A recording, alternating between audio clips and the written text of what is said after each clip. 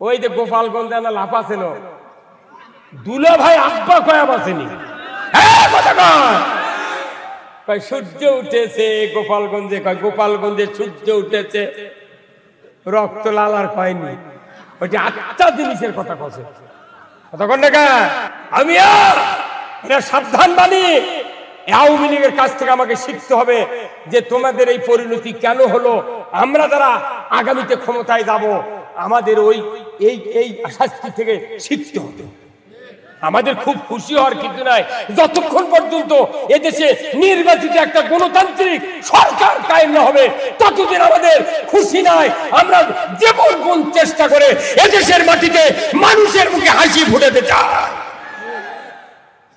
এত দামি কেন? হায় হায়, সব ইলশার মাছ, আরে ইলিশ মাছ যেটি ফিড লাগে না, কিছু লাগে না, বারে ফিড লাগে না, খোল লাগে না, পানি লাগে না, খুদের ভাত লাগে না, সেই ইলশার মাছ 16 বছর হলে আমরা খালি জাটকা দেখতে পাচ্ছি কি।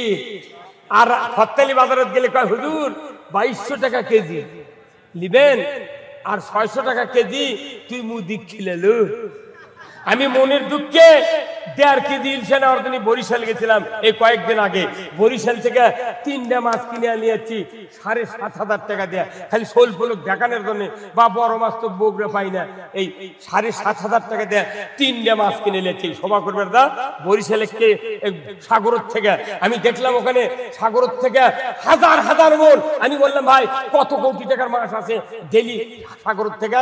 ওই বড় ব্যাপারী যায়, তাই বললো হুজুর আপনার চিনে চিনে লাগতেছে, আপনি কি ফেসবুকে ওয়াচ করেন নাকি? আমি ফেসবুকে করি না, সবাদ করি। ওই ছবি তুলে ফেসবুকে ছাড়িতে বলছে হুজুর আপনার তো চিনাতে। ভাই আমাকে একটা সত্য কথা কোন তো, একদিনে কত মাছ এই সাগরের থেকে বাংলাদেশে এই বরিশাল স্পোর্টে চাঁদপুরে গেলে ঢোকে?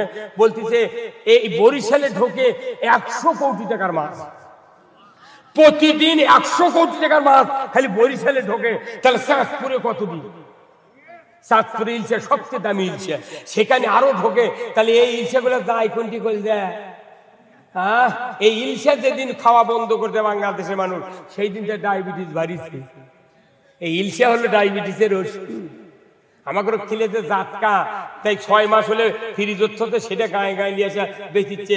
কামানের ওই কাঁটার মধ্যে ওই মাছ বসে গেছে, তুই মুদি খিলেলু তাজা তাজা বড় বড় মাছ 600 টাকা কেজি, আর আমাকে জাতকা খিলেলু 1400 টাকা কেজি। তাহলে ওই বঙ্গোপসাগর কি মুদির বাপে? আমাদের এক মৎস্য উপদেষ্টা বলেছেন বাংলাদেশের ঘরে ঘরে ইলশা যখন 350 টাকা করে খাবার পারবি তখন বহির্বিশ্বে আমরা রপ্তানি করবো, এর আগে নয়। তারপরও কিছু অসাধু ব্যবসায়ী গোপনে গোপনে ভারত দিচ্ছে, এটাও ধরা পড়েছে। তার পাশা পিঠে লাল করে দিয়েছে সেনাবাহিনী। এখন পেট্রোলের উপর আর ওষুধ নেই। কথা কন দেখা আব্বা দুলা ভাইয়ের এত দাম না, ইলশা আপনাদেরকে 350 টাকা খিলাবে। এই যে উপদেষ্টা ছিল নির্বাচন কমিশনের একটা উপদেষ্টা ছিল সাকওয়াত, এই সাকওয়াত উপদেষ্টা বসেই করছে নতুন মুখ দিয়ে আপনারা দল গঠন করেন। প্রতি ছাত্র সমন্বয়রা এমন মিছিল করেছে, ওর পদত্যাগ করে ওর কত তুই পাট পাকাবো থাকবি। কথা মনে করবেন না, সেই ব্যথা চলতি আছে। 14 জনে দেশ চালাচ্ছে রে। কতক্ষণ এবারে কয়জনে? 14 জনে দেশ চালাচ্ছে, 1 টাকা চাঁদালে আর কেউ সাহস পাচ্ছে না। আর lakh lakh police, BDR, army, 360 জন হচ্ছে এমপি, মন্ত্রী, সচিব, আমলা, এই দিয়া বাড়ি বাড়ি পুলিশিং কমিটি। কি একটা কোম্পানি নামে ছিল, গায়ে গায়ে পুলিশিং কমিটি বানাছে। এই কথা বল, এটা কোনো সংবিধানের কোনো আইন নয়, পুলিশিং কমিটি এরকম বানাচ্ছে। এরকম দেয়া যে কে কে কোন সমাবেশে যায়, কে কি করে, এরকম নামটা খালি থানার দেবে। এই হুজুর কথা বল না, মসজিদের হুজুরও কোন টাইপের বক্তৃতা দেয়, তুই খালি থানার ফোন করবো, আচ্ছা গ্রেপ্তার করবো। এই পুলিশিং কমিটি লয়, ওর কে সাধারণ মানুষের মধ্যে বিবি সেট করতে হবে। আমাকে রোডটার মোট হেরে চলে গেছে। এমন যে পার্টগুলো হারাসু, তোরা হারাস না, তোরা আয়, তুর্ক গিয়ে আমরা আল্লাহর আইন চালু করবো, আয় বাবা কি না, এগুলা সব মনে আছে, সব মনে আছে। আমি জেলখানাতে ছিলাম 21 দিন। আমার ছেলের মধ্যে রাখছিল 200 পাওয়ারের বল আমার বুকের উপর। এই গাড়ি ধর চেয়ারম্যান হচ্ছে আব্দুল সত্তার, আর তালোলার ইউনিয়নের চেয়ারম্যান হলো নজরুল। দুই বাঘের মধ্যে আমার সাথে ফ্যাক্সিয়াল। ওরা দুইজন খালি কান্দে, আমি সারা রাত কান্দিছি, আর গজল করছি, ক্যারাত করছি। তখন জেলখানার পুলিশের হুজুর আপনি এত গজল কোন, আপনার ঘুম ধরে না? আমি ভাই ঘুম ধরে না, আমার ঘুম পাড়ার জন্য টিলিয়ে যাচ্ছি তোরা কথা কর। এই আমার বক্তৃতা গজল শুনে ওই পুলিশ চোখ পানি বার করছে। তখন করছে হুজুর আপনার যদি করতার 5 নাম্বার লকাপে দিয়ে আপনি থাকবেন। আমি না, আমার দিলে থাকবো। তখন ওই চলে যাচ্ছে, রবিবার করে ফাইল হয়, জেল সুপার এসে জেল সুপার কত ওই পুলিশ যা যে স্যার একটা হুজুর আছে স্যার, ওর গজল শুনে আপনি রাত্রে কান্দা করে দেবেন। তো ওই লোকটা কেন পাঁচর দেওয়া যায় না? কোথা চলেন তো লকাপের দিন এসে আমার ডাকিচ্ছে, রুহুল আমিন যুক্তিবাদী কে না? তো আমি কোথা আপনার 5 নাম্বার লকাপে যেতে হবে, আপনি বেডিং পত্র বান্ধেন। আমি বলি না, কে কে যাবি তাহলে? কোথা আপনি একা? আমি বলি আমি একা যাবো না, আমি আনিসুল লই। কথা ঠিক কিনা? আমি বললাম আমি একা যেতে রাজি না, এই চেয়ারম্যান গাড়ি ধর, এই সত্তার আর এই নজরুল সহ আমি যাব। 3 জনা কি জেলখানার 5 নাম্বার লকাপে দিয়েছে। এগুলা কষ্ট, গায়ের ঘামে কম্বল ভিজে গেছে রে। তারপরে যেরকম গালিয়ায়, আহা, মনে জেলখানার পুলিশ মনে ওসি বরাবর। 12,000 টাকা 12,000 টাকা ঘুষ দিয়ে আমি বার হয়ে গেছি জেলখানার থেকে, এই বগুড়া জেলখানার থেকে। জামিন হচ্ছে তাও ছাড়ে দেয় না, আবার ঢুকাতে না পারে সিআইডির সাথে লাইন করলো। ভাই আমার বাড়ির জালে করে শোভা তো এমনি বহুত শোভা মার গেল, তাহলে কি করা যায়? কোথায় টাকা লাগবে, তাহলে আপনাকে আর মামলা দেবো না। কি রে 12,000 টাকা আমি জেলখানা মধ্যে টাকা কুন্ডি পাবো না পারে ব্যথা আলু কোনো বা তুই টাকা নিয়ে জেলখানাতে আসবো। তুই ওকে 8,000 টাকা দিল, 4,000 টাকা বাড়ির থেকে আনে পরের দিন সকালে ব্যথা জেলখানার গেটে দিয়ে দিস। জেলখানার ঘুষ দিয়ে বানান লাগে রে, এগুলা কি মনে নাই আমাকে? এই বগুড়ার ডিবি চাইছিল জুলহাজ নামে একটা পুলিশ, জুলহাজ কেউ নাম্বার দেয় না, আমার ফাঁপড় চান্দায় সবার থেকে ধরে নিয়েছে জেলখানার থতে, এই হাজুতের থানার হাজুতে ফজরের অজু করতে দেয়নি আমাকে পুলিশ। করছে ওই পায়খানার মধ্যে দা ওটি অজু করে, পায়খানার প্যান পায়খানাতে ভরে আসে রে। আমার মতো একটা লোক, এই মনে করেন তখন আমার বয়স ধরেন এখন 65, তাহলে 16 বছর আগে কত আছিল? 14 বছর আগে। এই বয়সের লোক আমি 46 বছর ইমামতি করি, সেই মানুষ কচি অজু করেন ওই পায়খানার প্যানত যা না পারে 2 দিকে 2 পাও দিয়ে পানি জোরে ছাড়লে তো গাও মেখে দেবি। হ্যাঁ তার দুবরে কি ডাকাতি রে, সেই থানাকে পুড়ে দিয়ে সাফ করছে। সেদিনকে আগে এসে জিয়া নাম ওই মাটি ডালি দেখা হলেন, কোন ভাই আপনি কয় বছর এলে আসেন? করছে 13 বছর এলেন। তাহলে তো আপনি আমার সময় আসছিলেন, পায়খানার উদু করে বললেন তো আপনি। ওই দিকে গাওটা ঘামে গেছে, গাওটা ঘামে গেছে। জুলহাজের নাম্বার আমি কুমড়া ফাঁড়ির থেকে নিছি, নিয়ে ফোন দিচ্ছি খুব ঠান্ডা মাথায়। করছে আমি সিরাজগঞ্জ সদরে আছি। আমি বললাম ভাই আপনার সাথে দেখা করা আমার খুব জরুরি, আপনাকে দেখে খুব ভালো লাগে, বগুড়া সেই কাম করতেন আপনি। বলছে হুজুর আপনি কে? আমি বলি আমি যাই হোক আপনার সাথে দেখা করলে বগুড়া না আসেন তো? করছে বগুড়া তো যাওয়া যাবে না, আমি তো সদরে আছি। আমি শোনেন, আমি রুহুল আমিন যুক্তিবাদী, আমার ফাপড় সবার থেকে ধরে নিয়ে আসে যে মামলা দিচ্ছেন আমার 32 বছর জেল হবে রে। এই আপনারা আসেন, আপনারা পাওয়ার দড়ি লেগে গাছে সাথে টাঙ্গা খালি 4 আঙ্গুল করে কাটলো। ওই কচি আজকে আপনাকে গাবতলী থানার ওসি আজকে বেশি আজই আসছিল আমার সাথে, গত রাত্রে কথা হচ্ছে। আজকে আসে উনি মোবাইলের থেকে বার করলেন, দেখালেন আমার জুলহাজ একবারে খাগড়াছড়ি, সিরাজগঞ্জ সদর থেকে খাগড়াছড়ি। আমি ভাই ওর নাম্বার আমার কাছে যাবে, আর ফোন দেবো, ওর কামানের কাঠি খুলবো। ওই যে বেনজির বলেছিল মাটির নিচে থেকে তুলবো, তুরকুরক মাটির নিচে থেকে তুলবো। যুবক ভাই যারা আছেন বডি ফিটনেস ভালো, 5 ফুট 7 ইঞ্চি 4 ইঞ্চি রেডি হন, চাকরি খালি হরা হন। যারা কামেল পাঠাতেন, এমএ পাঠাতেন, নিবন্ধন দেন, পড়াশোনা করেন। বাংলাদেশে 26 লক্ষ ভারতের অফিসার আছে, তাদেরকে এক এক করে খাগড়াছড়ি ট্রান্সফার করে ওখান থেকে ধরে এনে বগুড়াতে বিচার করা হবে। কোন রিক্সাওয়ালা সিএনজি ওয়ালা চাঁদা দিবেন না। জিয়া, তারেক জিয়া সিএনজি কিনে বাংলাদেশের দেশে গরিব মানুষ করে খাওয়ার জন্য, সেই সিএনজি রাস্তা তুলবার দেয়নি। সেদিন কুন্দার ফাঁড়ির ওসি ফোন দিছি, আমি ভাই এদের সিএনজি এত যাচ্ছে ধরবেন না? এটা আপনার এগুলা কাবিরাজি করেন না? ধরেন ধরেন, এগুলো তো আপনারা করবেন না, এগুলো আমরা কই দেখে আমাকে অপরাধ। আমাদের সাথে অত্যাচার নির্যাতন করে করে তাও ইসলামের অগ্রদাতা যাত্রা থামাতে পারে নাই। শেষ পর্যন্ত ফাঁসি দেওয়া হয়েছে। যে গোলাম আজম, অধ্যাপক গোলাম আজম 1952 সালে লিয়াকত আলী, পাকিস্তানের প্রধানমন্ত্রী সে লিয়াকত আলী, তার হাতে ভাষা বাংলা করার জন্য স্মারকলিপি প্রদান করেছে। এই শেখ মুজিব তার নাম ভাষা আন্দোলনের সৈনিক থেকে বাদ দিয়ে অন্য মানুষ ঢুকেছে। জাগার খুব ভালো হয়নি। যতই জাগেন ইসলাম নিয়ে না জাগলে খালি ক্রিস্পি। ওই আমার একটা বক্তৃতা শোনেননি, কাই আলুর বক্তৃতা? হ্যাঁ, মানুষ আলু লাগায়, কত পানি দেয়, সার দেয়, যত্ন করে, বীজ দেয়, রিডোমিল দেয়, তুই বড় হ বড় হ। কি 2 বার করে বান্দা দেয়, আবার লাল বাড়ালে ওটা আবার হাত দিয়ে ঢেকে দেয়, বড় হ বাবা। কিন্তু বড় হয়নি। ওই কি হচ্ছে, কাই। মহিলারা কাই খায় বেশি, কথা ঠিক কিনা? এখন ওই কাই, গোল গোল কাই ধুয়ে নিয়ে এসে কয়রাত দিয়ে ভাজিয়া সেদ্ধ করে পাটার কাছে নিয়ে দেয়। মা ভর্তা বানাচ্ছে, তখন পাটার বুক পানি দিয়ে মুছে শিল খাড়া করে ধসে ধুয়ে পাটার শীতানোর থসে শিল। এখন আলু 1 চামচ তুলে পাটার দেশে কিছু আলু গড়ে দেয়, গোল জিনিস তো গড়ে যাবি তো। এখন ওই পাটা করছে, আলু করছে পাটা, ভাই শিল ভাই তুই ওকে ফোপাচ্ছ গে, কতক্ষণ ফোপাচ্ছ গে করছে, ভাই মালিক যা বলবি তাই আমার করা লাগবি।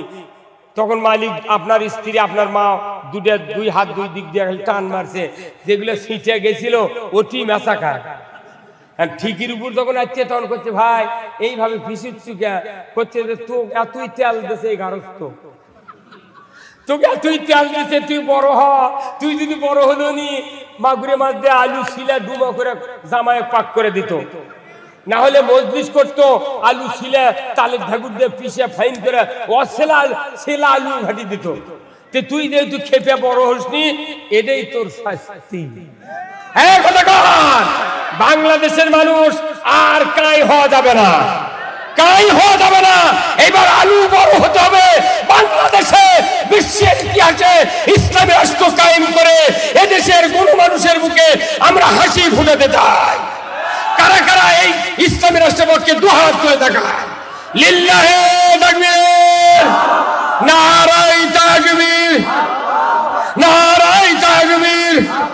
আল কোরআনের আলো, আল কোরআনের আলো, আলেম ওলামা যেখানে, দুনিয়ার মুসলিম, লিল্লাহে তাকবীর। সব ভেদাভেদ ভুলে যেতে হবে। কে কোন দল করি, কে কোন রাজনীতি করি, কে কি করি, আমাদের দেখার টাইম দেয়। সবাই মিলে এই বাংলাদেশে ইসলাম বিজয় করতে হবে। নচেত একজন মানুষের ঈমান থাকতে পারে না। আপনারা বলুন তো, ওযু করে যদি কেউ ভাই ছাড়ে ওযু থাকবে? রোজা করে দুপুরে ভাত খেলে রোজা থাকে? কেউ যদি নামাজের সূরা ফাতিহা পড়ার পর অন্য একটা গল্প করে, কিংবা আপনার ছেলে বলছে, আব্বা আমাকে একটা গরু উত্তর পাড়ার মোজাম্মেল এই গরু খরচ নিয়ে যাচ্ছে, তখন যদি আপনি সূরা ফাতিহা পড়ার পর বলেন যে বাবা মোজাম্মেল দেরি করবে, আমি নামাজ পড়ে বাড়াই, নামাজ থাকবে? তাহলে আপনি নামাজ ভঙ্গের কারণ জানলেন, ওযু ভঙ্গের কারণ জানলেন, রোজা ভঙ্গের কারণ জানলেন, আপনি ঈমান ভঙ্গের কারণ জানলেন না কেন? কবে ঈমান চলে গেছে করতা নদীর ভাসিয়া উঁচু বিমানের দিয়ে ঘুরতেই। এমন কোন গ্রাম নাই, এমন কোন মহল্লা নাই, একটা গ্রামের 14.5 আনা 15 আনা মানুষ সুদের কিস্তির সাথে জড়িত নাই। আমার দুঃখ, আমি যখন কোরআন পড়ি বয়স কম হলো না ভাই, প্রায় 65 বছর বয়স। আপনাদের তো আল্লাহ সুস্থ রেখেছেন, যেরকম আলহামদুলিল্লাহ। কোরআনে আল্লাহ বলেছেন আহাল্লাল বাইয়া হারামার রিবা, ব্যবসা হালাল সুদ হারাম। এটা বলার পরেও মানুষ হালাল ব্যবসা হয়নি, কথা ঠিক কিনা? হ্যাঁ, যে ব্যবসা যাচ্ছেন সেটি লুটপাট। কেরে মক্কা হজ করবে যাবে মানুষ, এই মক্কা কি আগে গেছে না আরো আগে আছে? হ্যাঁ, ভারত 2,10,000 টাকাতে হজ করে আর বাংলাদেশে 7 লাখ। কারণ মানে সিন্ডিকেট করে হজের লাইসেন্সের সাথে যুক্তি করে এই নেতারা করছে কি, টাকা বাড়াও, ওরা তো টাকা আছে তো দিবি তো। কতক্ষণ এই হজের ভলেন্টিয়াররা মুআল্লিমরা 1 লাখ মারিছে, ওরকম দেশে 3 লাখ, আর সৌদি আরব সব প্লেন ভাড়া দিয়ে আর 3 লাখ। এইরকম ভাবে সিন্ডিকেট করে হজ করছে, সিন্ডিকেট করে চিনির দাম বাড়াছে এস আলম গ্রুপ, কথা ঠিক কিনা? এই বাংলাদেশের শ্রেষ্ঠ ব্যাংক ছিল ইসলামী ব্যাংক। এই এস আলম গ্রুপ এই ব্যাংকটা হাতে নিয়ে সরকারের সহযোগিতায় নিয়ে 50,000 কোটি টাকা উধাও করে দিয়েছে। এই ক্ষতির জন্য আজকে আমাদের দেশের অবস্থা। যত টাকা গণভবনের আলমারির তলে থেকে বাড়াছে। আমির হোসেন আমুনের নাম বাপুর যখন সংসদে কথা কয়, ওর গায়ের গোষ্ঠী করে কাঁপি বাড়ে, নিচে করে কাঁপি। ওরই বাড়িতে 5 কোটি বাড়াছে। কানামানি কালামানি 70 লাখ টাকা পড়ে দিচ্ছে। ওকে নৌকাটি পিঠা কারে লেছে কত টাকা, 1600 কোটি টাকা বাড়াচ্ছে। আর একখানি থেকে হাজার হাজার লক্ষ লক্ষ টাকা বাড়াচ্ছে। রূপপুর পারমাণবিক বিদ্যুৎ কেন্দ্র থেকে 59,000 কোটি টাকা লুট করেছে এই শেখ হাসিনার ব্যবসা।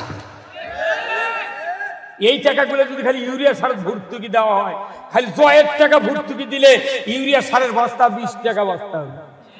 আর যত মানুষ মামলা দিয়ে জেলখানা খিলালো, এই টাকা যদি পেজত দেয়, পেজ লাগবে 5 টাকা ধরা। আর যেগুলা টাকা ব্যাংকত লুটপাট করে নিয়ে গেছে, এই টাকা আসলে চাউলের দাম হবে 4 টাকা কেজি।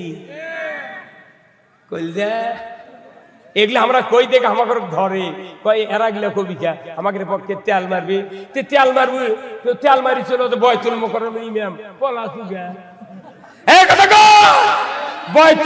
একটা মসজিদের ইমাম পলালুকে ওই জানে আমি যে শয়তানের পেছনে তেল মারিছি, যদি জনসম্মুখে যায় আমার হাড্ডি থুবে না। কি কথা কোন লাগা? আবার কাফিলউদ্দিন সরকার অনেক দিন থেকে কোরআনের তাফসীর করতেছিল রেডিও টেলিভিশনে। কি সুন্দর কথা। সেই মানুষটা ফাউন্ডেশনে ঢুকে তুই একটা হাসিনা জান্নাতি ঘোষণা দিতে পারে। বাপরে খায়াতে শুয়োরে লাগান তাজা হতে রে কথা। কাফিলউদ্দিন সরকার হচ্ছে শেখ হাসিনা জান্নাতি। তুই খুঁজে পাওয়া যাচ্ছে না, তুই এত বড় জান্নাতি।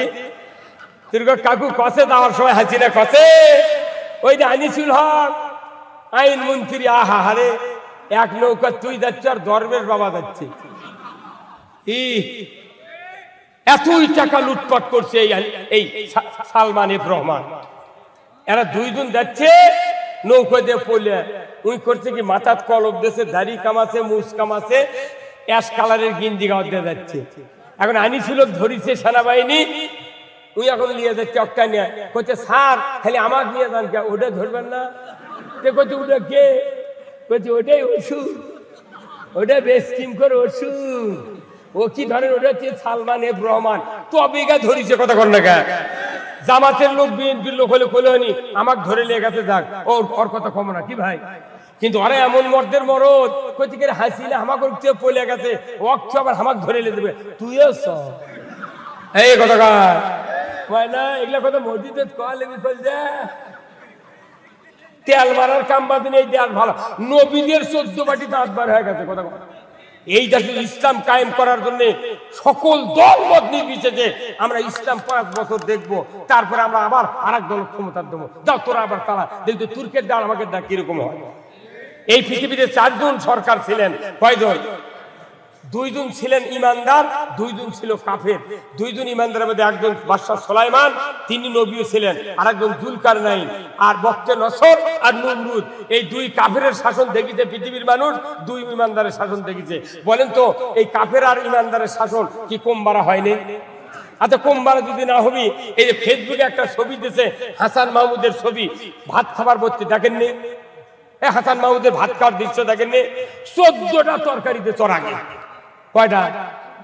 আর আমাকে দুইজন মন্ত্রী ছিল, আলী হাসান মোহাম্মদ মোজাহিদ আর হচ্ছে শিল্পমন্ত্রী হচ্ছে আপনার মতিউর রহমান নিজামী। এই মোজাহিদ মন্ত্রীর ছবি দিয়েছে ওই হাসান মাহমুদের আগে, দেখো সবুজ একটা প্লাস্টিকের বাটি, এক বাটির মধ্যে ভাত, ওর মধ্যে আলু ভর্তা না কিবেন পেঁয়াজি, দেখো রে এই মন্ত্রী ভাত খেতে লাগলো এক তরকারি এক বাটির মধ্যে সব আটলো, আর তুই যে 14টা তরকারি আমাকে দেখাচ্ছ, ওটা কার টাকার খালু? এখন গেলু কোনটি? তুই যদি লন্ডন যায় থাকিস তো গলা গুনা লেগে আসা হবে। ডক্টর ইউনুস বলেছে আগে দেশ সাফ কর্ম, আগে দেশ সাফ কর্ম, তারপরে ভোট হবে। কে দেশ সাফ করুক? তো আজকে বাংলাদেশের সবাই ভালো, কথা ঠিক কিনা?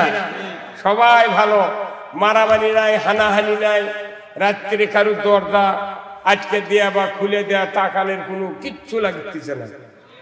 বাংলাদেশ একবারে ফাঁকা, কথা ঠিক কিনা? রিক্সা ভ্যানালা, সিএনজি আলা, ইজি বাইক, অটো ভ্যান, কাউরও চাঁদা দেওয়া লাগতেছে না। মনে হচ্ছে এক শান্তির আবহাওয়া বাংলাদেশে বয়ে যাচ্ছে। বিশেষ করে আজকের ফজরের নামাজের পর আমি ঘরের মধ্যে বসে আছি, ফোন দিল 4-5 জন সেই লালমনিহাট থেকে। আমি বললাম ভাই আপনাদের সাথে কথা বলবো না, আমি আগে রোদটা দেখি। আজকের সকালবেলার যে রোদ, মনে হচ্ছে মদিনার রোদ। এই কথা ঠিক কিনা? আর এই 5 তারিখের পর থেকে সারা দেশে ঘিন্না ঘাটি, কোনো বাদল বৃষ্টি ঝড় নাই।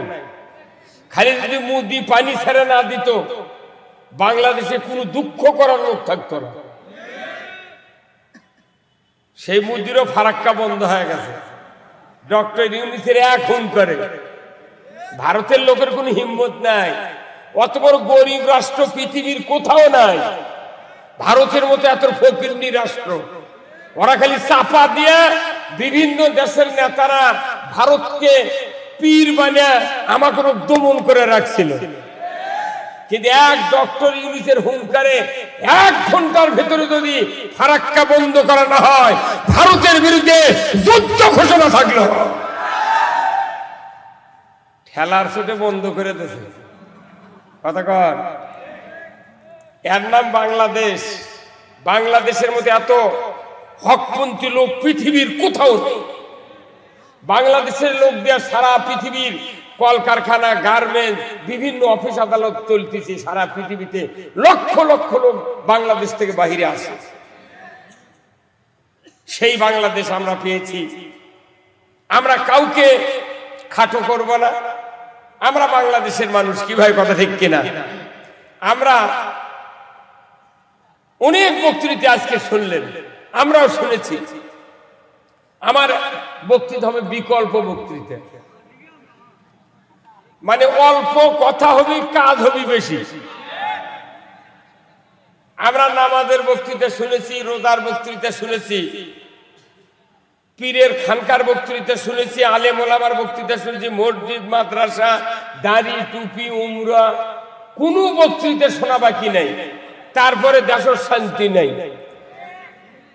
এখন বক্তৃতা সবচেয়ে জরুরি একটা বক্তৃতা, সেটা হলো ইসলামী রাষ্ট্রের সুফল আর ইসলামী রাষ্ট্র না থাকলে তার কুফল। কথা ঠিক কিনা? আমারই খুব দুঃখ হচ্ছিল, আল্লাহ যে বয়স হয়ে গেল, বাংলাদেশে কোরআনের রাজ দেখতে পাবো কি পাবো না, এই নিয়ে খুব দ্বিধাদ্বন্দ্ব ছিলাম। আপাতত বর্তমানে বোঝা যাচ্ছে কিছু কিছু মানুষ ইসলামের পক্ষে সকালবেলা উঠে কথা বলতেছে আল্লাহ। কেন বলতেছে? এটা আল্লাহ তাদের অন্তরের ভেতরে ফিলিংস চালু করে দিচ্ছে। ওই কোরআনের রাষ্ট্রের সেন্টার কে ধরে দিচ্ছে? আল্লাহ। আল্লাহ খালি বলছেন একদল মুমিন নেককার লোক তোমরা জমিনে তৈরি হও, আমি আল্লাহ তোমাদের এই জমিনের কর্তৃত্ব তোমাদের হাতে দিয়ে দেব। আপনাদের দায়িত্ব একদল নেককার সলে বান্দা জমিনে তৈরি হতে হবে। বাংলাদেশে দীর্ঘ 84 বছর ধরে একদল লোক, এক শ্রেণীর লোক, তারা ইসলামের কথা বলে যাচ্ছে। বলতে বলতে বলতে বলতে দেখা গেল বাংলাদেশের বহু লোক ইসলামের আবহাওয়া গ্রহণ করেছে, কিন্তু রাষ্ট্রশক্তি না থাকার কারণে ওই ইসলামের স্বাদ আমরা দেখতে পাই না। কথা ঠিক কিনা? বগুড়া মিষ্টির দোকান আছে আকবরিয়া, দোকান আছে এশিয়া, দোকান আছে কোয়ালিটি, আছে না? কোয়ালিটির বক্তৃতা, এশিয়ার বক্তৃতা, আকবরিয়ার বক্তৃতা যদি এখানে দাঁড়িয়ে দাঁড়িয়ে 24 ঘন্টা দেওয়া হয় যে মৌচাক মিষ্টি এইরকম, সাদা মিষ্টি এইরকম, সন্দেশ এইরকম, দই এইরকম, আপনাদের কি স্বাদ উপভোগ করা যাবে? যেরকম যাবে। কখন যাবে? যখন আপনাকে একটা মিষ্টি দেওয়া হবে, 1 চামচ দই যখন আপনার মুখে ঢুকানো হবে, তখন বুঝবেন এশিয়ার মিষ্টি কি, আকবরিয়ার কি, আর কোয়ালিটির কি। যে ইসলাম কোরআনে আছে, এই ইসলাম শোনার জিনিস নয়, দেখার জিনিস নয়, এটা উপভোগ করার জিনিস। এখন এই উপভোগ করতে গেলে আমাদেরকে কিছু শর্ত আদায় করতে হবে।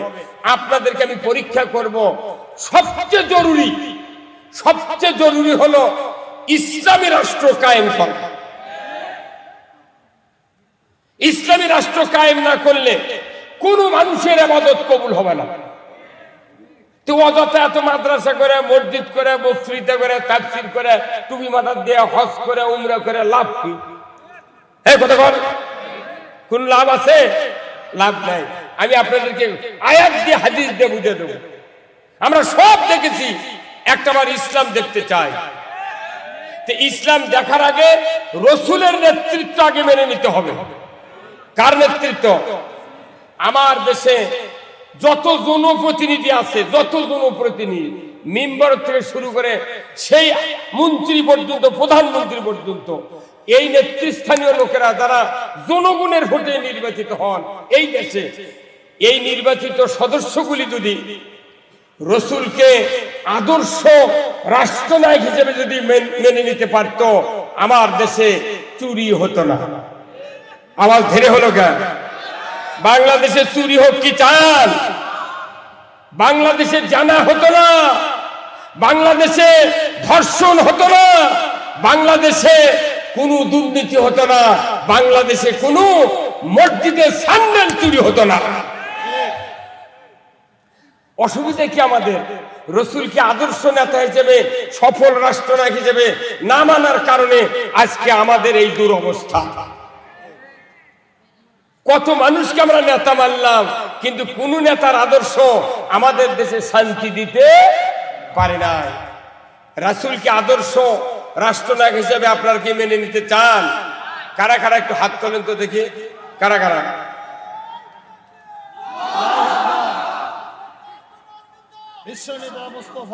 লিল্লাহে তাকবীর, নারায়ে তাকবীর, নারায়ে তাকবীর। আল কোরআনের আলো, আল কোরআনের আলো, কোরআন হাদিস যেখানে, দুনিয়ার মুসলিম, বাংলার মুসলিম, লিল্লাহে তাকবীর। এই কোরআন যতক্ষণ সংসদে না যাবে, পৃথিবীর কোন 1 ইঞ্চি জায়গা শান্তি হতে পারে না। এই কথা বলতে আপনারা হবে? আমাকে এত বক্তৃতা করা লাগবে কে? খালি কোরআন সংসদে পাঠা দরজা খুলে দিয়ে ঘুম পারবো। এই কোরআনের কথা না কয়া এই দেশে কত আলিম ওলামা ডানি বায়ে বিসিকেলতে তারা লাল পাকাটা চলে গেল। এই যে কুয়াকাটার হাফিজার, এই কথা বল, এই যে তাহেরি আজাহারিকে বললো, মিজানুর রহমান আজারি ভাইকে বললো এটা জামাতের প্রোডাক্ট।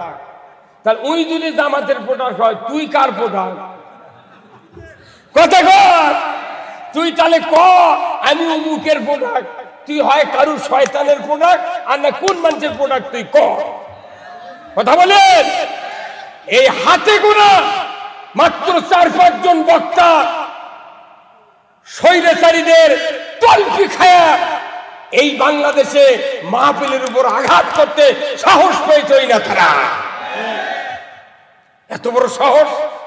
বক্তা বক্তৃতা করলি মাউথপিস সরে দে বলে কানের পট্টি গরম করে দেবে।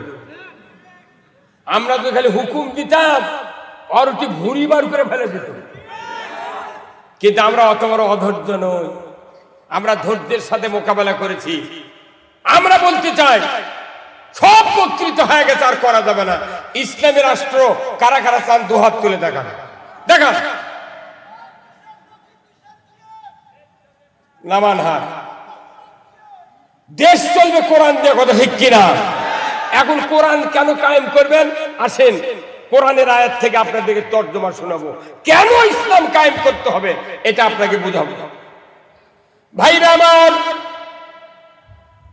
আল্লাহ রাব্বুল আলামিন সূরা আল মাইদার 8 নম্বর আয়াতে জলদগম্ভীর স্বরে মানুষগুলিকে জানিয়ে দিলেন, ইয়া আইয়ুহাল্লাযীনা আমানু কুনু কওয়ামিনা লিল্লাহি শুহাদা বিল কিসত ওয়ালা ইয়াজরিমান্নাকুম শানানু কওমিন আলা আল্লাহ তাদিলু ইদিলু হুয়া আকরাবু লিত্তাকওয়া আত্তাকুল্লাহ ইন্নাল্লাহা খাবীরুম বিমা তা'মালুন আল্লাযীনা আমানু ওয়া আমিলুস সলিহাতি লাহুম মাগফিরাতু ওয়া আজরুন আযীম। সূরা মাইদা 8 নম্বর আয়াত, 9 নম্বর আয়াত, 10 নম্বর আয়াত। আমার আল্লাহ বলেছেন, ও দুনিয়ার ঈমানদারেরা, তোমরা ন্যায়ের সহিত সাক্ষ্য প্রদানকারী হও। কোন বিশেষ সম্প্রদায়ের শত্রুতা যেন তোমাদেরকে ন্যায় কায়েম করতে বাধা না দেয়। যদি বাধা দেয়, তোমরা ইদিলু ন্যায় বিচার করো, হুয়া আকরাবুলিত তাকওয়া সবচেয়ে আল্লাহকে ভয় করে তারাই যারা ন্যায় বিচার কায়েম করে। দেখুন, আল্লাহু আকবার। ন্যায় বিচার কায়েম না করার কারণে কালামানিকের কি হলো? কথা কর। আমাদের দেশের যত মানুষের দুঃখ কষ্ট দিয়েছে, সব দুঃখ কষ্ট কালামানিকের কলার পাতা শুয়ে থাকা দেখে সব অসীম। কি ভাই মিজানুর ভাই, কিরে কাল তুই বিচারপতি, আজ তোর গলার গামছা করলো কে? আল্লাহ জন্নতি এনে দিয়েছে। শুধু ইসলামী রাষ্ট্র যদি থাকতো, ওদের গলায় সোনার মালা পরানো হতো। ওরা বোঝে না, শুধু ইসলামকে ঠেকানোর জন্য, ইসলামকে ঠেকানোর জন্য নমরুদ 40,000 মানুষকে হত্যা করেছিল, আর ফেরাউন করেছিল 80,000। শুধু ইব্রাহিম আসলি ইসলাম জাগবে, ইসলাম বিজয় হবে, এই ভয়ে ইব্রাহিম আলাইহিস সালাম আসতে যেতে না পারে।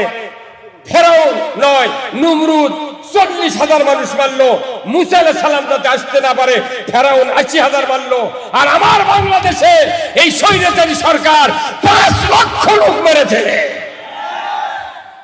আবার যদি কোনো নবী আসতো এই পৃথিবীতে, তাহলে স্বর্ণাক্ষরে লেখা হতো কোরআনের আয়াত দিয়ে যে ফেরাউনের চেয়ে বড় ফেরাউন বাংলাদেশের প্রধানমন্ত্রী। এই জোরে বলেন না ঠিক? আপনাদের মামলা হয়নি না? 14টা মামলা নিয়ে ঘুরেছি, 14টা মামলা, তাও জেলত তুলে কয় হুজুর মাথার চুলে তাহলে বাড়ি দেন। কে কয় গাদার পুরো টুরে থাকতে পারে। কথা কয় না, যার ব্যথা লাগিছে তাই বুঝতে কি হচ্ছে। মাথার থেকে পা পর্যন্ত দেখলে মনে হয় না মুসলমান। সেই নেতা আছে আমাকে কয় হুজুর দেখে শুনে কথা বলেন, সাহস কি রিবা। আমি তখন বলি ভাই কোরআন শরীফ আপনি পাশে বসে দেখে দেখে কয়া দেন, আমি শুনে শুনে কম। পাশে দেখে দেখি আর নাই। কেন? এই জাতির ঐক্যবদ্ধতা না থাকার কারণে যে দেশে 90-95% ইমানদার, সেই দেশে কোরআনের মাহফিল করতে অনুমতি দেওয়া লাগে, আর বাংলাদেশে অনুমতির প্রয়োজন হবে না, হবে না। তাহলে ইসলামী রাষ্ট্র কেন করব কায়েম? আল্লাহ তাআলা বলছেন যে যারা ইসলাম বিজয়ের জন্য কাজ করবে এরাই বেশি আল্লাহকে ভয় করে। কোন সুবহানাল্লাহ। ইসলামকে বিজয় কেন করতে হবে? আল্লাহ রসুল মক্কা শরীফে 13 বছর ছিলেন। 11.5 বছর যখন তার জীবনটা অতিবাহিত হতে যাচ্ছে, চত্বর দিয়া হঠাৎ করে কাফেরের অত্যাচারে নির্যাতনে অনেক সাহাবীরা তারা শহীদ হয়ে গেলেন, নির্যাতিত হলেন। অনেক বিপদ মুসিবত, মারপিট, জুলুম, নির্যাতন তাদের উপর নেমে আসলো। আল্লাহর নবীকে সাহাবীরা বলেন, ইয়া রাসূলুল্লাহ, এত অত্যাচার নির্যাতন, আল্লাহর কি সাহায্য এসে যাবে না? আল্লাহ কি সাহায্য করবেন না? চতুর্দিকের আবেদন করতে করতে আল্লাহর রাসূল চিন্তা করলেন, লোকালয়ে থাকলে তো আমার কাছে সবাই আবেদন করে, আমি আর লোকালয়ে থাকবো না। কাবার মাথা ভেগিয়া কাবা শরীফের ছায়ার নিচে উনি কম্বলটা বগলের তলে দিয়ে একটু আরাম ফরমাচ্ছেন।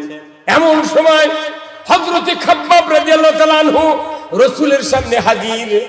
রাসূলকে বললেন, ইয়া রাসূলুল্লাহ, মাতা নাসরুল্লাহ, আল্লাহর সাহায্য কি আসবে না? ইয়া রাসূলুল্লাহ, আমরা মার খেয়ে জুলুম নির্যাতনে শেষ হয়ে যাচ্ছি, আমরা কি, আমাদের উপর কি আল্লাহর সাহায্য আসবে না? নবীজি কম্বল থেকে একটু সোজা হয়ে বসলেন। উনি বললেন, খাব্বাব, তুমি এত অধৈর্য হচ্ছ কেন?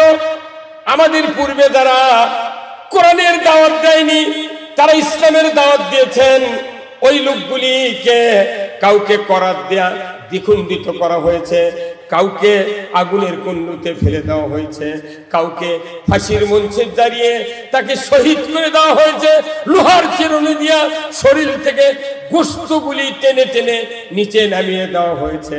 তারপরেও তারা এক চুল পরিমাণ দিনের রাস্তা থেকে সরে যায় না।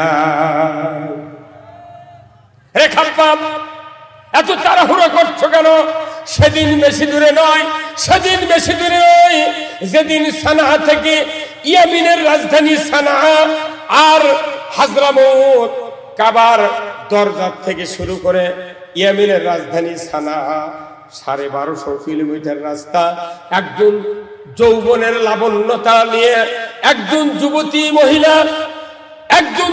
মহিলা সোনার অলংকার পরিহিত অবস্থায় একা একা দীর্ঘ পথে যাবে, আবার আসবে রাতের অন্ধকারে। কোনো চোরের ভয় থাকবে না, ধর্ষকের ভয় থাকবে না, ডাকাতের ভয় থাকবে না, কোনো রকমের কোনো ভয় থাকবে না।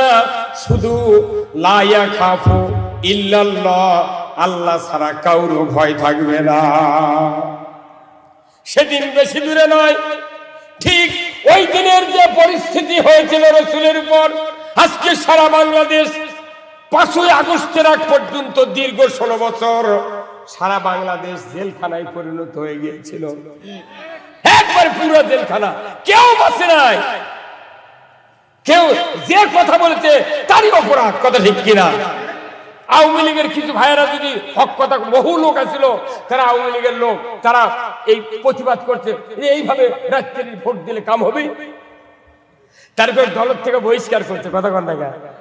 ওদের দলের লোক ওদের সমালোচনা করছে, যখনই করছে তখন স্যার। আবার পুলিশ বাহিনী যদি বলেছে না এই কাজ করা যাবে না, তখনই তাকে ডাকে গুলি করে মেরে ফেলে।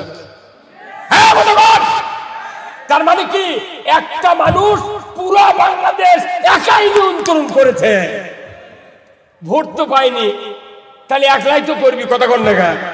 তাহলে এই অবস্থা সারা বাংলাদেশ ছিল। সবাই যার যার মতো বলেছে, আল্লাহ তুমি আমাদের জন্য সাহায্যকারী পাঠাও। সূরা নেসার 74 নম্বর আয়াতে আল্লাহ বলছেন, এরপরে 75 বলেছেন, ওয়া লাকুম লা তুকাতিলুনা ফি সাবিলিল্লাহ ওয়াল মুস্তাদআফিনা মিনার রিজালি ওয়ান নিসাই ওয়াল বিলদানিল লাযিনা ইয়াকুনুল্লাহ। এইভাবে আল্লাহ বক্তব্য দিয়েছেন, ও দুনিয়ার মানুষেরা, তোমরা যে আমার কাছে বলছো, দেখো না এক শ্রেণীর বৃদ্ধ, এক শ্রেণীর বৃদ্ধা, যুবক যুবতী, শিশু, তারা কান্না করতেছে, আল্লাহ এই জালেম জনপদ থেকে আমাদেরকে বাঁচিয়ে দাও, আর আমাদের সাহায্যের জন্য একটা ভালো নেতা দিয়ে দাও। আল্লাহু আকবার। এই কয়েকদিন আগে এই দোয়া আমরা করেছি, কিন্তু দোয়াও কবুল হয়নি। ছাত্র সমাজের ভাইয়েরা কোনটি থেকে আবাবিলের মতো নেমে গেছে। যারা আইনমন্ত্রী, স্বরাষ্ট্রমন্ত্রী, এরা বলল করো গুলি। পুলিশ বাহিনী বলেছে স্যার গুলি তো করবার করছেন, 3 জন মরে 30 জন আবার সামনে আসে। আল্লাহু আকবার। এটা খালি ছাত্র সমাজ নয়, ওই বদরের যুদ্ধের মতো, উহুদের যুদ্ধের মতো আল্লাহ ফেরেশতা দিয়া বাংলাদেশে সাহায্য দান করেছে। এই কথাটা তখন প্রেক্ষাপট, রসুলের প্রেক্ষাপট এক হয়েছিল, কথা ঠিক কিনা? যখন এই কথা বললেন রসুল যে খাব্বাব আর তাড়াহুড়ো করো না, অচিরে এই দিন আসবে যেদিন একজন যুবতী সোনার অলংকার পরিহিত অবস্থায় রাতের অন্ধকারে 1250 কিলোমিটার পথ এইভাবে যাবে, আসবে লা ইয়াখাফু ইল্লাল্লাহ, আল্লাহর ভয় ছাড়া কারো ভয় থাকবে না। জোরে কোন আল্লাহু আকবার। এখন সেই পরিস্থিতি, এখন আল্লাহ তাআলা রসুল যখন এই কথা বললেন, আল্লাহ তাআলা জিবরাইলকে পাঠালেন, আমার হাবিবের কাছে একটা বক্তব্য নিয়ে যাও, একটা দোয়া নিয়ে যাও, এই দোয়া যেন আমার কাছে করে। জোরে কোন সুবহানাল্লাহ। সেই দোয়াটা কি? সূরা বনী ইসরাঈলের দোয়া। আল্লাহ বললেন ওয়াকুর রাব্বি আদখিলনি মুদখালা সিদকিন ওয়াখরাজনি মুখরাজা সিদকিন ওয়াজআলনি মিন লাদুনকা সুলতানান নাসীরা।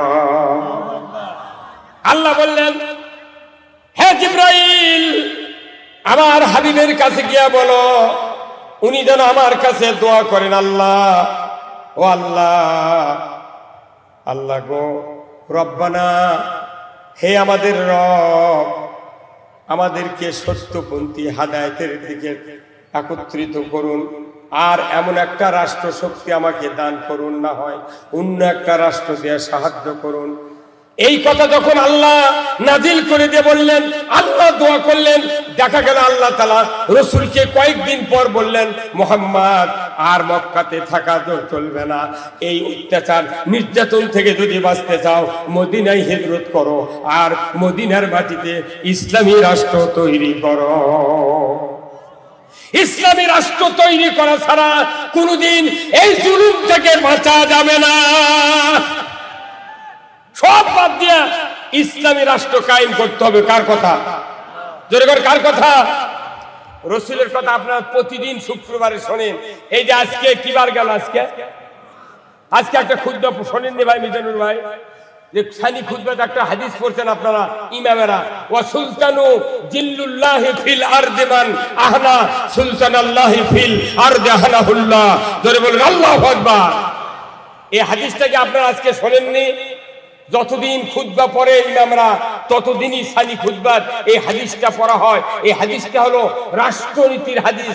রসুল বলছেন যে ন্যায়পরায়ণ শাসক আল্লাহর ছায়া সদৃশ্য, যে বা যাহারা ন্যায়পরায়ণ শাসক কায়েমের বিরোধিতা করবে তারা যেন স্বয়ং আল্লাহর বিরোধিতা করলো। কি হুজুর? হ্যাঁ, তাহলে ইমামরা যদি আমরা এই হাদিসটাই যদি বয়তুল মোকাররম থেকে শুরু করে এই উজগ্রামের ইমাম পর্যন্ত যদি 5,12,000 মসজিদের ইমামরা সানি খুতবার এই হাদিসটা যদি আমরা বুঝাতে পারতাম জাতিকে, আজ 100 বছর আগে এই দেশে কোরআনের পার্লামেন্ট কায়েম হয়ে যেত। আমি মসজিদে নামাজ পড়ে দেয় ইসলামী রাষ্ট্রের বিরোধিতা করি, তাহলে আল্লাহ নবী বলছেন তাহলে তোমার আল্লাহর সাথে বিরোধিতা করা হলো। অতএব আল্লাহর সাথে বিরোধিতা করলে বলুন তো আমার নামাজ, আমার কুরবানি, আমার রোজা, আমার ইতিকাফ, আমার উমরা, আমার হজ, আমরা দান খয়রাত কে কবুল করবে? কেউ কি কবুল করার আছে? তাহলে এই কথাটা আরবিতে ইমাম সাহেব আমরা বলি, কিন্তু জনগণ বুঝবেন দেই না। কোন মসজিদের মোতাল্লিও কয় না হুজুর এক কথা বারবার ডেলি পড়েন, কারণ কি? কথা কন। আমাদের ওই এক ইমাম ছিল, সেই ইমাম করছে কি প্রতিদিন মোনাজাত বলে রব্বি হাবলি মিনাস সলিহিন, রব্বি হাবলি মিনাস সলিহিন। এখন লোকেরা জিজ্ঞাসা করছে হুজুর আপনি 11 বছর হলে একই মোনাজাত করেন, ব্যাপার কি? আর মানে জানেন? কইছে আমি মানে দেখিনি। তো ওই লোকটা আবার আরেক মৌলবীর থেকে শুনে আসা করছে হুজুর আপনি যে মোনাজাত করেন এর মানে হলো যে আল্লাহ তুমি আমাকে নেককার সন্তান দাও। যে আপনার কি সন্তান হয়নি এখনো? কইছে 11টা। কয় না 11টা সন্তান। তাহলে 11টা সন্তান যদি তোমার হয়, কইছে আমি যদি এই মোনাজাত আগে যদি অর্থ জানতাম যে মনে আর দোয়া করলো হল কথা কয়। আমরা কোরআন পড়ি, হাদিস পড়ি, বক্তৃতা করি, শুনি, কিন্তু আসল গুরুত্ব আমরা বুঝতে পারি না, বুঝতে ওটাও হয় না। কথা ঠিক কিনা? এই মাত্র 1 মাস আগে কোরআনের বিপ্লবী একটা কথা বলার সাহস আমাদেরকে দেয় না, মনে ফিক্সেশন করে দেয়। এই কথা বলো, মসজিদের ইমামগুলোকে কুকুর করে ফেলে দিয়েছিল। বাপরে, না কথা কবার লাগতি মোতাল্লি গলা খাগার দেয়। তখন ইমাম সাহেব তাকায়, কেরে মোতাল্লির গলার আওয়াজ। তখন মোতাল্লি চোখ দিয়ে কয়, হুজুর কি করছো? কি সব জায়গার দখল হয়ে গেছিল। আমি ওই ভাইদেরকে বলবো, ভাই আপনাদেরকে উদাত্ত আহ্বান জানাই, যে গ্রুপ থাকেন না কেন, আমরা জাতিতে বাংলাদেশি, আর আমরা ইমানদারের দাবিদার। কথা ঠিক কিনা? এদেশে ইসলাম যদি বিজয় হয়, দুনিয়ার কোন মানুষের অশান্তি থাকবে না। এই কয় বছর, 2.5 বছর হচ্ছে আফগানিস্তান, 2.5 বছরের ভেতরে আফগানিস্তানের মতো অর্থর দাম, এত মুদ্রার দাম পৃথিবীর কোন রাষ্ট্রে নেই। আপেল, বেদানা, ডালিম এইগুলি বেচে, আঙ্গুর বেচে তারা দেশ চালাচ্ছে, খনিজ সম্পদ সব আছে। আল্লাহু আকবার। আল্লাহ কোরআনে বলছেন, লা ফাতাহনা আলাইহিম বারাকাতুম মিনাস সামাই ওয়াল আরদ। আসমান জমিনের বরকতের দরজা তখনই খুলে দেওয়া হবে যখন তোমরা জমিনে আমাকে ভয় করার আইন কায়েম করবে। আপনারা জানেন না, হযরত হানজালা রাদিয়াল্লাহু তাআলা আনহু উনি উহুদের যুদ্ধের জন্য প্রস্তুতি নিচ্ছিলেন। আল্লাহ রসুলের সামনে বললেন, ইয়া রাসূলুল্লাহ, আমি যুদ্ধ করতে চাই। রসুল বললেন, তুমি তো বালিগ হয়েছো, তোমার এখন যুদ্ধ করার যাওয়ার দরকার নাই, তুমি বিবাহ করো। উনি রাত্রি বিবাহ করলেন। সেই রাত্রি উহুদের ময়দানে যুদ্ধ শুরু হলো। উনি বাসর ঘর উদযাপন করলেন। ভোর রাতে হাম্মাম খানায় গেলেন। যাওয়ার পরে মদিনার অলিতে গলিতে খবর হচ্ছে, কুতিলা মুহাম্মদ, কে আছো, কোথায় যুবক ইমানদার তরবারি নিয়ে যুদ্ধের ময়দানে উহুদে হাজির হবে। যদি হাজির হতে পারো ইসলাম টিকবে, নসে টিকতে পারে না। উনি তরবারি, স্ত্রীকে বললেন, তুমি আমাকে যুদ্ধের পোশাক পরিয়ে দাও, তরবারি দাও, আমি যুদ্ধে যাব। ওনার স্ত্রী বললেন, প্রাণের স্বামী, আপনার উপর গোসল ফরজ, গোসল করেন, আমি তরবারি দেব, যুদ্ধের পোশাক পরিয়ে দেব, আপনি উহুদের ময়দানে যাবেন, আমার আপত্তি নাই। উনি বললেন, গোসল করতে গিয়া যদি আল্লাহর নবী শহীদ হয়ে যায়, ইসলাম যদি পরাজিত হয়ে যায়, কিয়ামতের দিন আমাকে আসামির কাঠগড়ায় দাঁড়াতে হবে। স্ত্রী, তুমি তরবারি দাও, পোশাক দাও, আমি যাব উহুদের ময়দানে নবীজির পক্ষে, ইসলামের পক্ষে তরবারি ধরে যুদ্ধ করব। উনি যুদ্ধের পোশাক পরিয়ে দিলেন, তরবারি হাতে দিলেন, চলে গেলেন উহুদের প্রান্তরে গিয়া রসুলের সাথে সাক্ষাতের আগে যুদ্ধের ময়দানে নেমে গেলেন। যুদ্ধ করতে করতে এক পর্যায়ে উনি শাহাদাত বরণ করলেন। শেষ পর্যন্ত দেখা গেল মদিনায় খবর চলে গেল ওনার স্ত্রীর কাছে, ও হানজালার স্ত্রী, তোমার স্বামী শাহাদাত বরণ করেছেন, তাড়াতাড়ি করে তুমি খোঁজ খবর নাও। উনি দৌড়ে চলে গেলেন। যা খুঁজতে খুঁজতে রসুলের তাঁবুর ভেতরে চলে গেলেন। হুজুর বলুন তো, আমার স্বামী উপর গোসল ফরজ ছিল, গোসল করে নাই, যুদ্ধে শাহাদাত বরণ করেছেন। আমার স্বামীর উপর গোসল ফরজ ছিল, আমি জানি শহীদদেরকে রক্তাক্ত অবস্থায় আপনি দাফন করেন, আমি স্বামীকে আমার সামনে দিয়ে দেন, আমি তাকে গোসল করায় দেব, তারপরে আপনি দাফন করবেন। রাসূল বললেন, হানজালার স্ত্রী, আমি হানজালাকে দেখি নাই, কখন সে এসেছে? উনি বললেন, আল্লাহি, আল্লাহর কসম, স্বামীকে তরবারি দিয়েছি, যুদ্ধের পোশাক দিয়েছি, আপনি তাড়াতাড়ি করে আমার স্বামীর কোষটা নেন। আল্লাহর রাসূল সাহাবীদেরকে বললেন, উহুদের ময়দানে কতজন শহীদ হয়েছে একটু দেখো। এক এক করে 69 জন সাহাবীর লাশ উহুদের ময়দানে কাতারবন্দি করে শোয়া দিলেন। আল্লাহর নবী নিজে দেখলেন, অবজার্ভ করলেন, 69 জন শহীদের ভেতরে ওই হযরত হানজালার লাশটা দেখতে পেলেন না। আমির হামজা শহীদদের ইমাম 70 টুকরা করেছিল, যদি বলুন ঠিক কিনা? ওই জালিম কাফির আবু জাহেল ওই বদরের যুদ্ধে শহীদ কতল হয়েছিল, তার রাগ আমির হামজার উপর উহুদের ময়দানে ধরেছিল। তার কলিজা বুক ফেরে কলিজাটা আবু জেলের স্ত্রী হেন্দারা মুখে দিয়েছিল, চিবিয়ে চিবিয়ে খেয়েছিল। তার লাশটা চটে করে একত্রিত করে দেখা গেল এক এক করে 69 জন শহীদের লাশ, হযরত হানজালার লাশ নাই। আল্লাহর নবী একবার শহীদদের দিকে তাকালেন, আর একবার আসমানের দিকে নজর করলেন।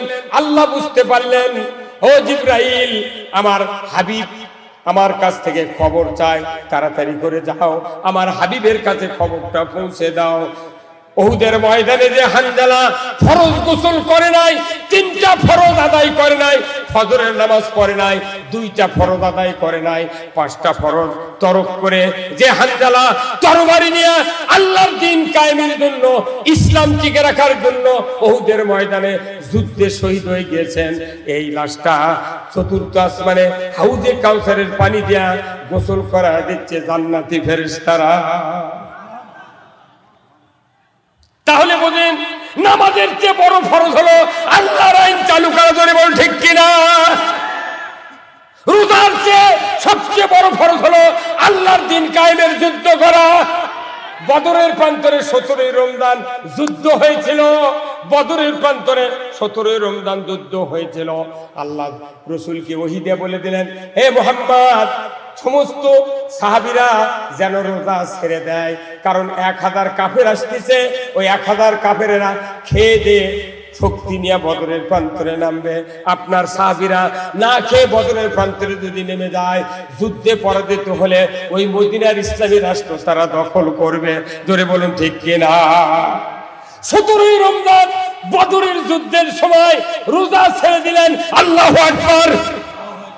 এক রোজা যদি কেউ ইচ্ছা করে ছেড়ে দেয়, 60টা রোজা করা লাগে, কথা ঠিক কিনা? এক রোজা যদি কেউ ছেড়ে দেয়, 60টা রোজা করতে হবে। আবার একটা রোজা যদি বন্ধ করে যদি পরে কালকে করবো আর এক রোজা, তাহলে আবার 60টা করা লাগবে। এত কঠিন হুকুম।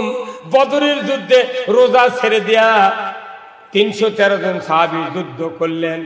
আমার ভাইয়েরা, বদরের যুদ্ধে যারা যুদ্ধে অংশগ্রহণ করেছিলেন, রসুল বলেছেন এই বদরের তামাম যোদ্ধারা বিনে হিসেবে জান্নাতে যাবে। তাহলে রোজার চেয়ে ইসলাম বিজয়ের কাজ সবচেয়ে দামি, নামাজের চেয়ে ইসলাম বিজয়ের কাজ সবচেয়ে দামি, আপনার গোসলের ফরজের চেয়ে দ্বীন কায়েমের যুদ্ধ সবচেয়ে দামি। কথা ঠিক কিনা? বলুন তো, আমাদের এই বডিটা পৃথিবীতে জীবিত রাখার জন্য কয়টা ফরজ? আমি যে বেঁচে থাকবো, আল্লাহ হায়াত দিয়েছে, আমাকে সুস্থ অবস্থায় বেঁচে থাকার জন্য কয় ফরজ? শোনেননি? ওযুর কয় ফরজ?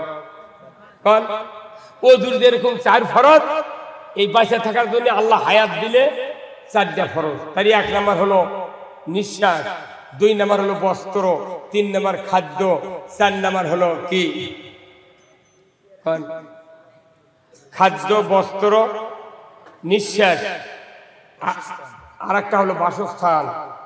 এই 4 বেঁচে থাকার জন্য এই 4টা ফরজ।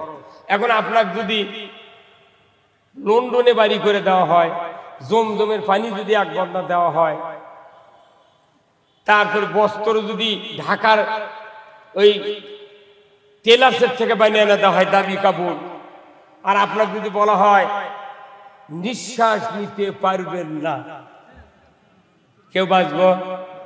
তাহলে নিঃশ্বাসও ফরজ, বস্ত্র ফরজ, আপনার ভাতও ফরজ, কিন্তু আপনি নিঃশ্বাস নিতে পারবেন না, ওইগুলি কি আপনাকে বাঁচাতে পারবে?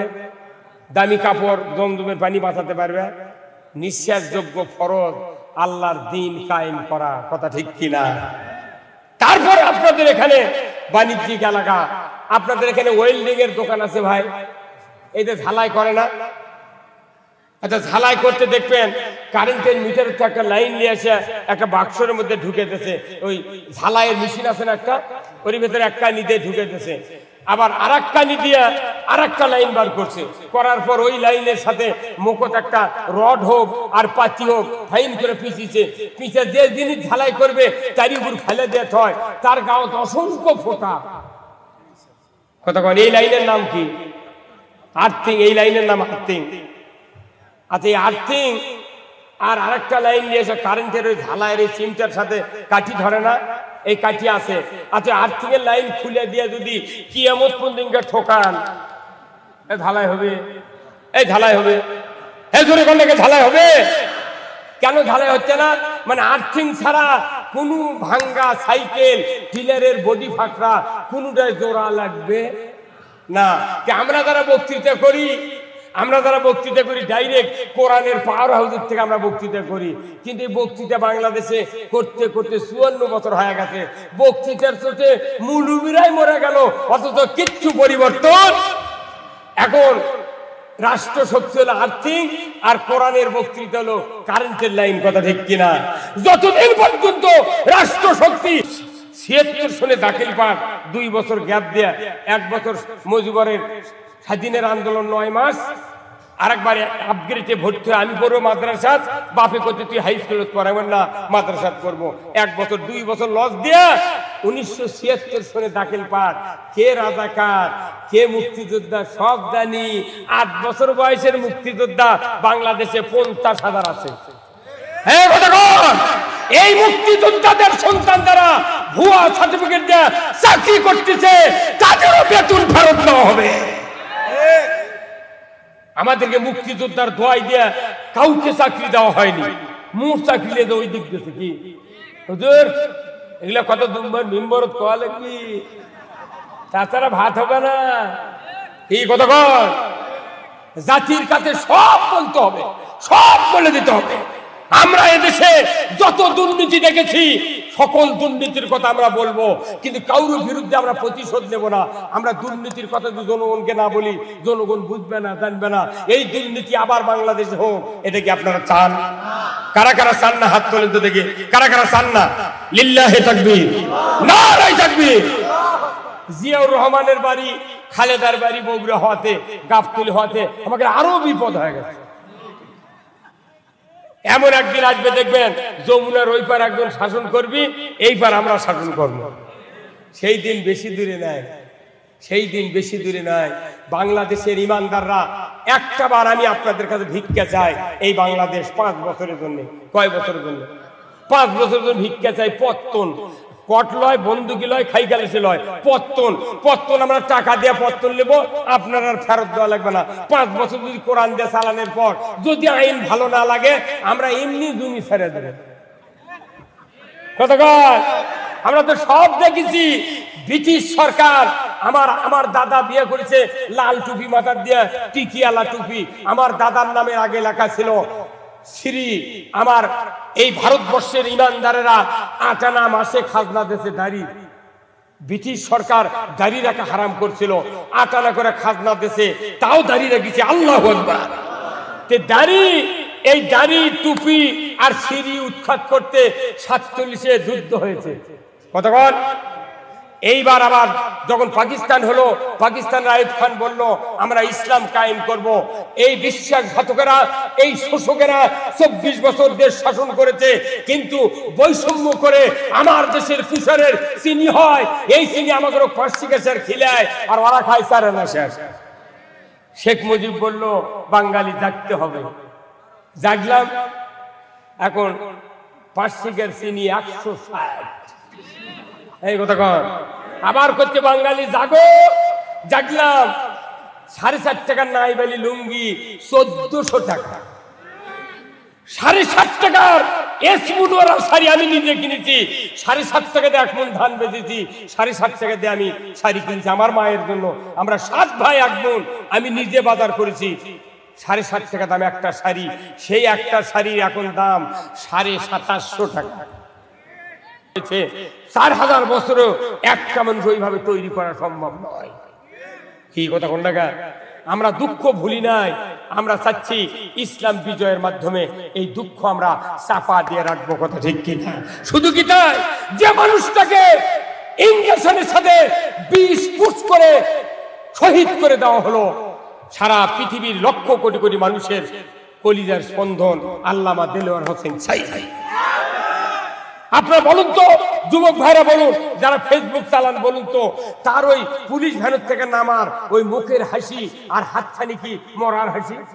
এই কতক্ষণ মরা হচ্ছে ওরকম মরার সময় উনি হাসপাতালের বেডে বসে আছেন, বাঘের মতো লেটা বেড়ে বসে আছেন, কালো জামা কাপড় বাঘের মতো এইভাবে মনে হচ্ছে কি যেন দিকে ভয় করতেছে, এইভাবে তাকে আছে। এই মানুষটাকে যেভাবে মারা হলো হাসপাতালে চিকিৎসার নাম দিয়ে নিয়ে এসে একটা নার্স গোপন ভাবে ভিডিও করে ওটি কথা শোনাই যাচ্ছে, এই খুব গোপনে ছবিতে লিখছে। উনি মন্তব্য করছে এই নার্স যে স্যার যখন সাইদি সাহেব মৌলানা সাহেবকে তখন ইঞ্জেকশন পুশ করলো তখনই হুজুর তোলে বলে চোখে পানি রাখা যায়। সেই মানুষটাকে জানাজা ঢাকার মাটিতে করবে দিলে না, কি দৌড়ত্ব। ও আনিসুর, ও সুরঞ্জিত সিং গুপ্ত, তোমার পাছার মধ্যে অজরা দিচ্ছে এখন আল্লাহ। বাপরে, ওই সুরঞ্জিত সিং গুপ্ত কয় কি যেভাবে কেস চলিচ্ছে তাতে ফাঁসির আর বাধা নেই, কাল্লা ঝোঁকায় বান্দরের লাগায় এই কথা কন। আর ওবায়দুল কাদের কয় বিএনপি জামাত জঙ্গির জেকে কয় 1 মিনিটও 10 বছরের মধ্যে 1 মিনিটও রাস্তা দাঁড়াতে পারেনি, তুই পুলিশ ছাড়া 1 মিনিট থেকে পারবো এই কথা কন। এবার ছাত্র সমাজ দেখে দিয়েছে যে পুলিশের কাম বাঁধেনি, আর আমাকে কয় তুমি দাঁড়াতে পারিনি, খালি হাফ মিনিট যদি খালি পুলিশ বাদ দেওয়া হয়নি তোর বাপ দাদা অষ্টমার সিদ্ধি হয়ে গেল। এই কথা কন নাকি আপনারা পাগুলের লেখা।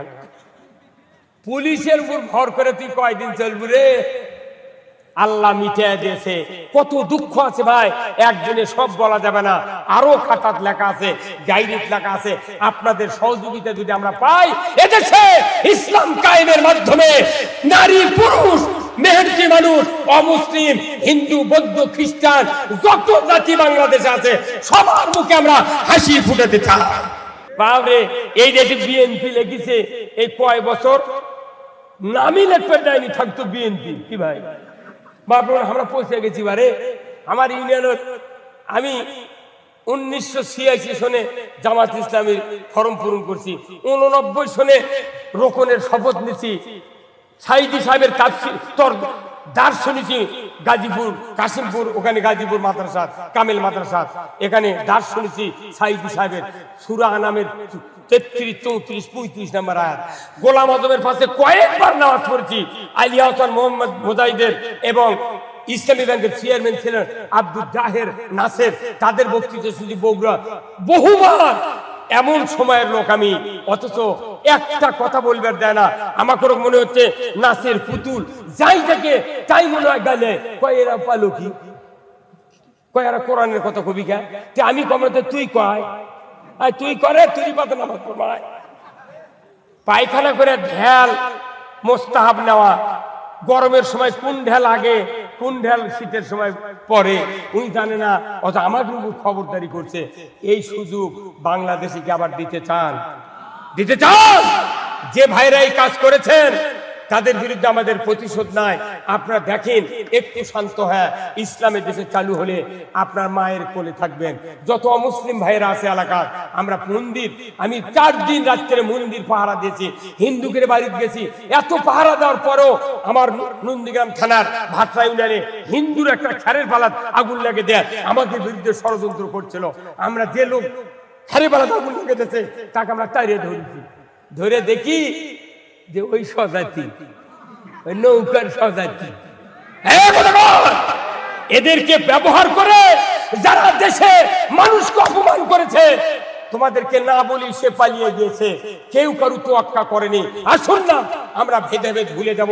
আমরা সব এই বাংলার এক বাক্যে বাংলাদেশে আমরা কারোর উপর হানাহানি নাই, মারামারি নাই। খালি একটু সুযোগ দেন, বাংলাদেশের জেলখানায় কোনো আসামি থাকবে না, কোন আসামি থাকবে না। চোরের হাত কাটার আইন কায়েম হবে। একটা চোরের হাত কাটার আইন দৃশ্য বাইতুল মুকাররমে যদি আমরা টিভির মাধ্যমে ডিশের মাধ্যমে দেখাতে পারি, 14 বছরে বাংলাদেশে কেউ চুরি করবে না। তাহলে চুরি করে ধরা পড়লো না, জেলখানা কেটে জেলখানা বিলাই থাকবে আর কুত্তে থাকবে। কথা কয় বাপরে, জেলখানার মধ্যে আমি 10 বার গেছি জেলখানা। আমাকে বগুড়া ফাপড় থেকে ধরে নিয়ে এসে আমাকে মামলা দিল, বিরাট মামলা দিল।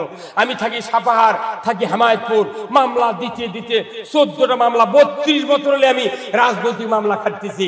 তারপরেও তাদের আক্রোশ মেটেনি, ফাঁসি দিল আমাদের নেতাদেরকে, তাও মিটলো না। এত লোক গুম করলো, তাও মিটলো না। আয়না ঘরত খালি মেডিসিন দিয়া লক্ষ লক্ষ মানুষকে মারা ফেলে দেয়া। হাড্ডি পরে আছে কি ভাই, গাড়ির চাতাল লাগান, ধুরার লাগান, দেহ পরে আছে, কি মেডিসিন এমন ভাবে ওই চামড়া হাড্ডি গোস্ত আর চামড়া গলে গেছে, এমন ব্রেন আছে। আমাকে যেদিন ওই ফেসবুকে আমার ব্যথা দেখালো, আব্বা হাত যদি দুর্বল হয় তার ডাক্তার মানা করছে। সত্যি যখন ওই দৃশ্য আমি দেখলাম, চিৎকার দিয়ে আমি পড়ে গেলাম, আল্লাহ এই জাহান্নাম বাংলাদেশে তারা তৈরি করেছে, আল্লাহ তুমি তাদেরকে অপদস্থ করো। আল্লাহু আকবার। এই দৃশ্য আপনারা দেখেন নাই? কি অবস্থা হয়েছে দেশের, হাজার হাজার মানুষকে, লক্ষ লক্ষ মানুষকে এইভাবে হাড্ডি মাথার খুলি পড়ে আছে। এটা কি আবার চলুক আপনারা চান? আমার দেশের সকল রাজনৈতিক দলের যত ইমানদার আছেন, অমুসলিম ভাইরা আছেন, এই দেশটাতে একটাবার ইসলাম চালু করে দেখেন যে আমরা কষ্ট দিই না পাহারা দিই না শান্তি দিই।